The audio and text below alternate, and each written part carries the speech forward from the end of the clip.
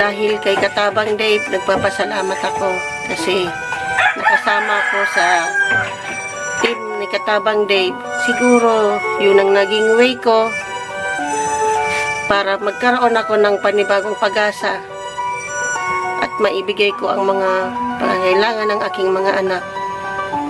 At eto po, lumalaban kami sa pangarap na gusto naming maabot, at lalo na sa mga OFW na napapasaya namin kahit na nga sabing sobrang hirap, pero nagkakaroon sila ng ngiti sa mukha kapag nakikita nila yung mga vlog namin ni Katabang Dave. At bilang isang vlogger, ginagawa namin ang lahat para mapasaya namin kayo, lalong-lalo na yung mga OFW na viewers namin na malalayo sa kanilang pamilya. Ibsan man lang ang lungkot na nararamdaman ng ating mga OFWs na malalayo sa kanilang pamilya. At sa harap ng kamera, nagagawa ko magpasaya. Lahat nagagawa ko.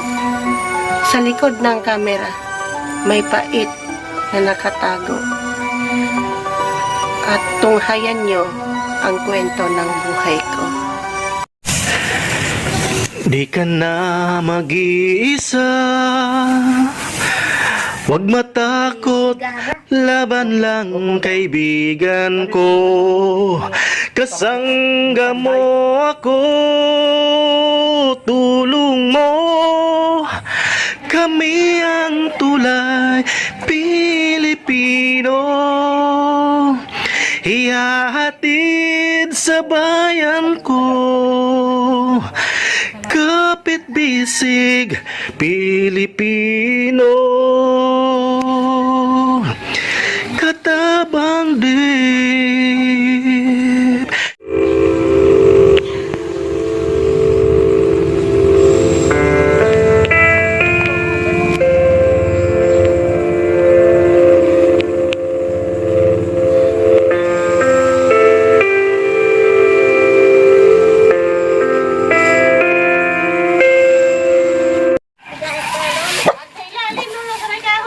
I-bite ko na yun dito man. I-bite ko. Dapat na straw. Ako. Ikaw magabalis, ako magatapon.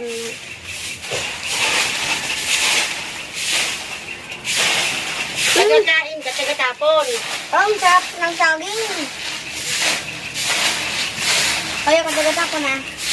Ang takpan. Para matapos na to.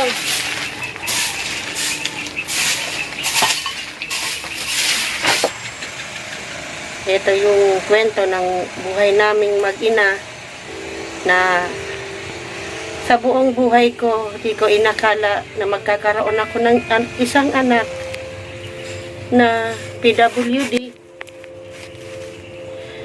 Kasi simula pagkabata, hindi naman ako naging sutil na anak. Masunuri naman akong anak. Pero di ko naisip na pag ako pala nagkapamilya, yung magiging bunga ay isang PWD. At ang hirap sa buhay ng isang ina na magkaroon ng anak na aalagaan.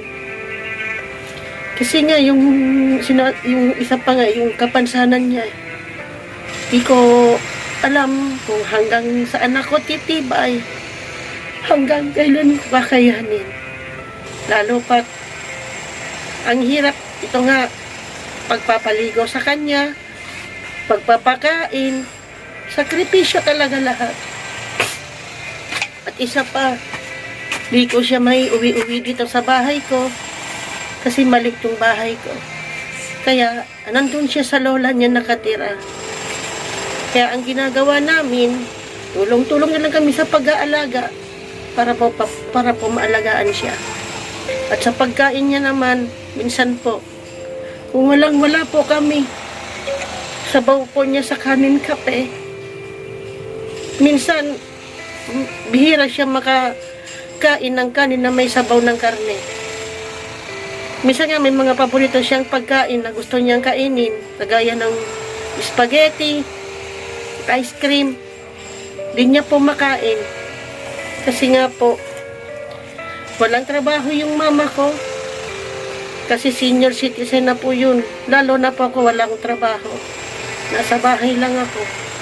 Kaya po talagang kapos kami. Lalo nga po yung sa mga anak ko na ngayon, pasukan na. Hindi ko po alam kung saan ko yung kukunin lahat. Kaya sobra po talaga na hirap na kami sa buhay. Hirap pa kami sa lahat ng aming mga pangangailangan. Lalong-lalo na po si Pia. Kaya nga po sinasabi ko, bilang isang nanay, mahirap. Kasi nga, mahirap na kami. Nagkaroon pa ako ng anak na aalagaan, na ganito pa yung kapansanan niya. Di siya makaupo, di makatayo. Lalo na sa mama ko, naawa din po ako kasi wala siyang trabaho. Asa lang po sa mga kapatid ko. Kaya yun po. Talagang hindi ko po alam kung saan ako huhugot ng lakas para po sa pamilya ko. Lalo na po sa mama ko. Tinutulungan ako sa problema ko sa aking anak.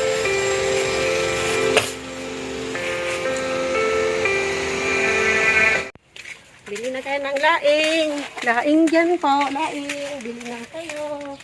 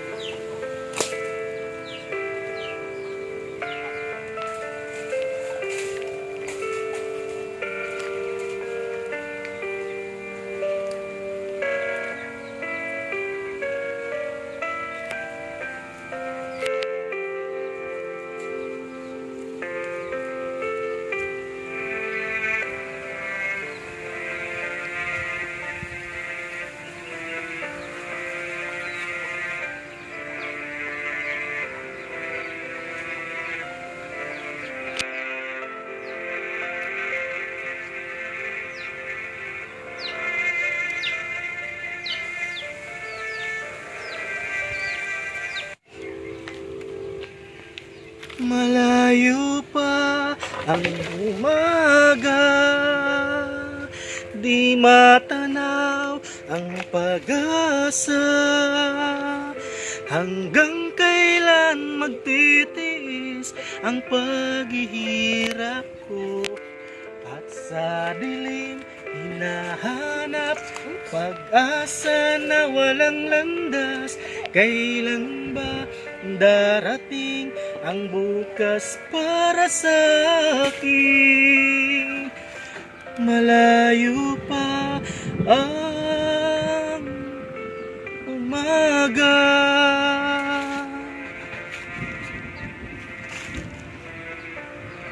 Alam mo, ikaw lang nagpapasaya sa buhay ko. Ikaw lang ang kasama ko.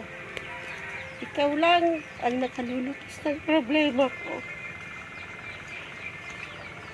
Bakit ganito ang buhay ko? Bakit lahat na lang ng problema sa akin binigay? Pinungkit na buhay ko.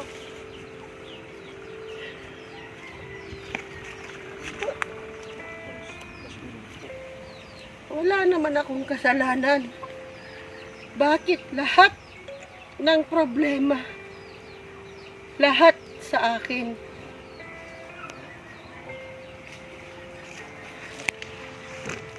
Lahat na lang ako. Samantalang yung iba dyan, ang sarap ng buhay nila. Malaking bahay, may sasakyan. Ako, kahit bisikleta, wala ako eh. Pero bakit ako pa? Sa dinami-dami ng mga tao, bakit ako? Bakit ako?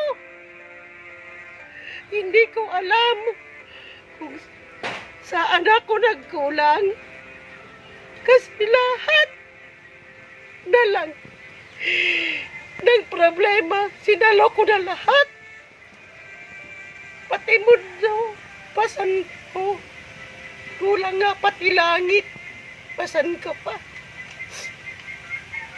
Pero bakit? Bakit sa dinami-dami?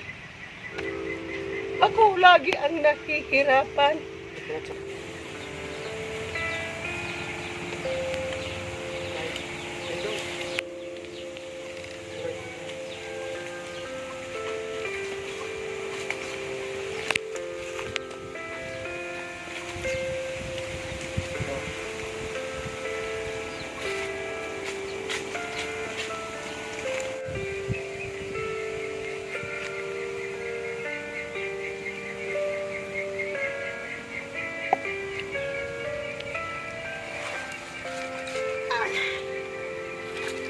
Ayaw ko na.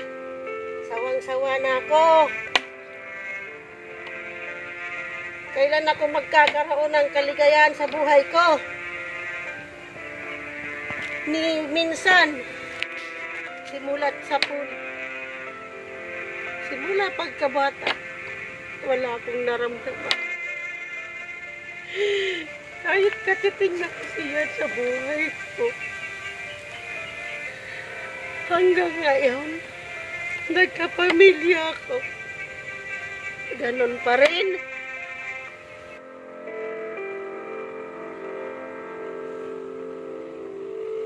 Anong ginagawa mo?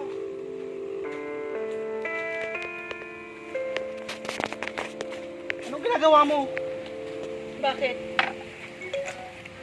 Ano ginagawa ko? Ito, naglalasing. Kasi, ito lang naman kasama ko lagi eh. Dito lang ang karamay ko. Ano nga? Kunin mo yung alak! Sa tingin mo, ano bang ginagawa mo sa sarili mo? Jonah, napakaganda ng buhay. Sinisira mo ang buhay mo dahil lamang sa alak. Pinapakalunod mo ang sarili mo sa alak. Bakit? Pag nakita ka ng mga anak mo, matutuwa sila? Ha? Sa'yo kumukuha ng lakas ang mga anak mo. Pero ginagawa mo, tignan mo nga. Sarili mo. Sa tingin mo, matutuwa sila sa ginagawa mo? Ha? So napakasarap mabuhay. Ang problema, nariyan yan. Huwag kang papatalo sa problema mo. Ang mga bata, minamahal ka nila. Dapat mahalin mo rin sila. Hindi din mo ako. Mahalin mo ako. Ha? Ayusin mo buhay mo. May mga anak kang umasa sa'yo. Pero anong ginagawa mo? Ha? Anong ginagawa mo? Nilulunod mo sarili mo sa alak. Makakatulong ba yun sa'yo? Sige. Gusto mo? Ha?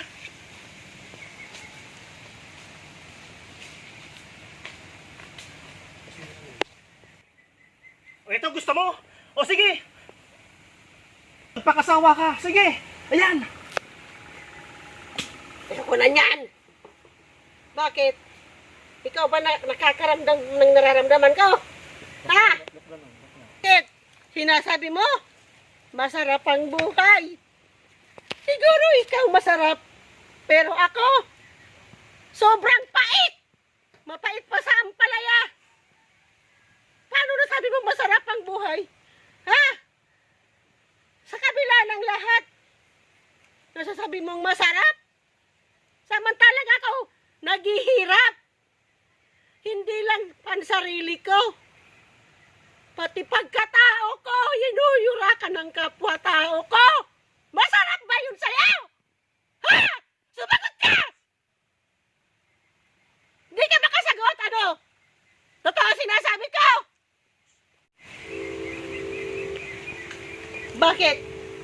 May alam ka ba? Kung ano yung pinagdadaanan ko? Gaano kasakit dito? Dito! Alam mo ba yun? Hindi! Kasi wala ka sa lugar ko! Ina, o ano? Masaya ka na? Ha? Masaya ka na? Masaya ka na? Ha? Magiging masaya lang ako kung lahat ng problema ko, lahat ng nanghuhusga sa pagkatao ko, magkaroon ako ng katahimikan para sa buhay ko at para sa pamilya ko. Yun lang! O ano? Umalis ka na! Lumayas ka na! Wala ka rin may tutulong sa akin! Kasi lahat kayo, iniiwan niyo ako sa ere! Pinapabayaan niyo ako! Wala kang may tulong sa akin! Umalis ka na!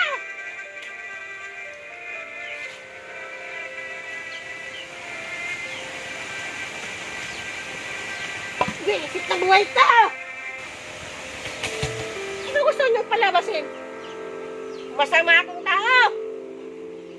Ginawa ko lahat para sa pamilya ko! Pero ano ginawa sa akin? Kulang pa! Iniwan ako! At pinagpalit pa kaming pamilya niya sa iba! Ano masasabi niyong masarap ang buhay? Masarap ang buhay? Ito lang naman ang masarap sa akin eh. Kasi ito lang ang kakampi ko.